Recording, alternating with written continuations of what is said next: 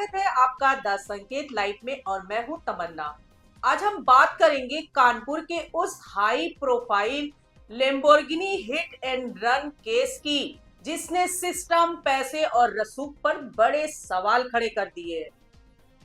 तेज रफ्तार लेम्बोर्गिनी से 6 लोगों को टक्कर मारने के आरोपी अरबपति कारोबारी के बेटे शिवम मिश्रा को पुलिस ने गुरुवार सुबह करीब 8 बजे उसके घर के सामने से गिरफ्तार कर लिया और महज 7 घंटे के भीतर वह जमानत पर बाहर भी आ गए।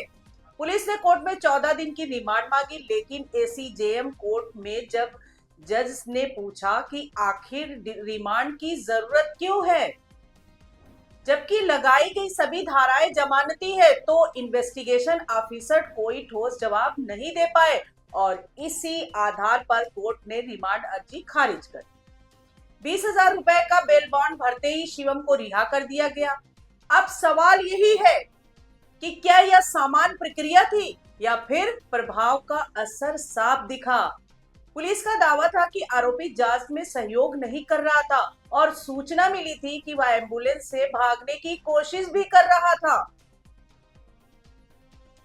खुद को छिपाए रखने के आधार पर उसे गिरफ्तार किया गया। मेडिकल के बाद जब उसे कोर्ट लाया गया तो बाहर मीडिया के कैमरे देखकर शिवम मिश्रा भड़क गए। उसने इशारों में पूछा, वीडियो क्यों बना रहे हो। पेशी के दौरान वह बीमार नजर आया, हाथ में वीगो लगी थी। पुलिस कर्मी और रिश्तेदार उसे सहारा देते दिखे। मास्क लगाकर वह कोर्ट से बाहर निकला, लेकिन इस पूरे घटनाक्रम ने कई परतें खोल दी। अब पूरा मामला 5 बिंदुओं में समझिए जरा। 8 फरवरी को वीआईपी रोड पर करीब 14 करोड़ की लेम्बोर्गिनी ने 6 लोगों को टक्कर मार दी थी। कार आर्यनगर निवासी तंबाकू कारोबारी के मिश्रा के बेटे शिवम के नाम से जुड़ी बताई गई। हादसे के बाद पुलिस कार को थाने ले गई और कवर से ढक दिया गया। पहले एफआईआर दर्ज नहीं हुई, मामला सुर्खियों में आया तो करीब 6 घंटे बाद रात 8:30 पर कार नंबर के आधार पर अज्ञात ड्राइवर के खिलाफ एफआईआर दर्ज हुई।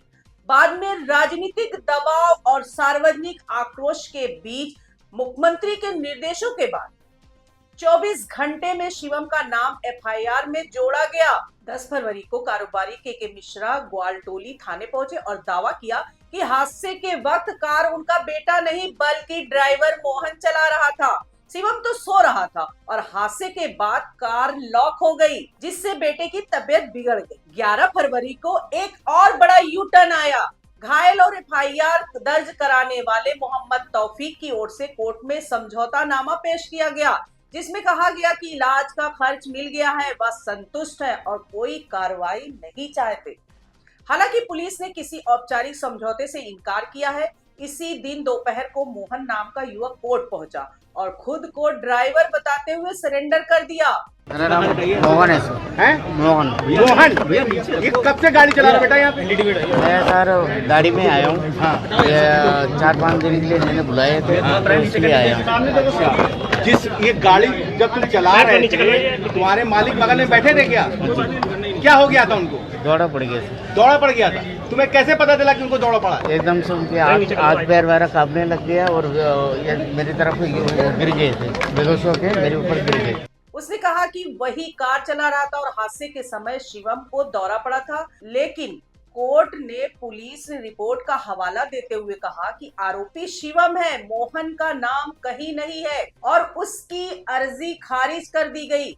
जब मीडिया ने मोहन से पूछा कि कार में कितने गियर थे, तो उसने कहा 9, जबकि विशेषज्ञों के अनुसार उस मॉडल में 7 फॉरवर्ड और 1 रिवर्स यानी कुल 8 गियर होते हैं।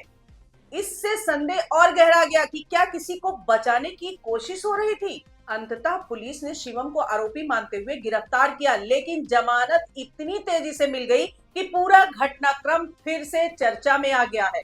अब जरा पृष्ठभूमि को समझिए। कारोबारी के मिश्रा की company Vanshidhar export private limited Kanpur की बड़ी गुटखा कंपनियों को तंबाकू सप्लाई करती है। 2 साल पहले 28 फरवरी को आयकर विभाग ने छापा मारा था। दिल्ली स्थित कोठी से 100 करोड़ से अधिक की लग्जरी कारें बरामद हुई थी, जिसमें करीब 16 करोड़ की रोल्स रॉयस फैंटम के साथ लेम्बोर्गिनी, फरारी और मकलारेन जैसी कारें शामिल थी।